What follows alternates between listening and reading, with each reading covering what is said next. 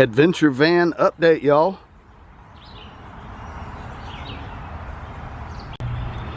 Here's all the stuff that was in the box.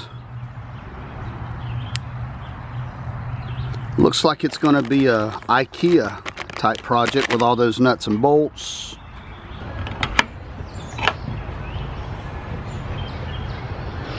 As long as you have rain gutters on your van, this should work for you.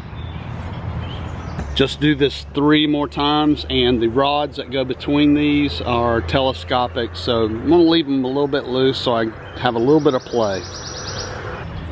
Okay, these bars are going to bolt in right here. The bar itself is telescopic.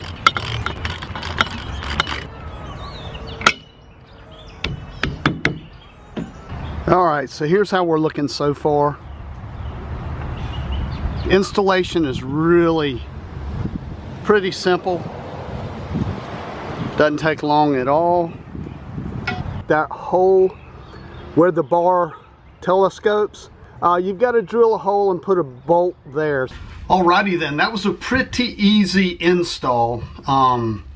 If you're looking for a roof rack for your van, as long as you've got those rain gutters around your van, this will work.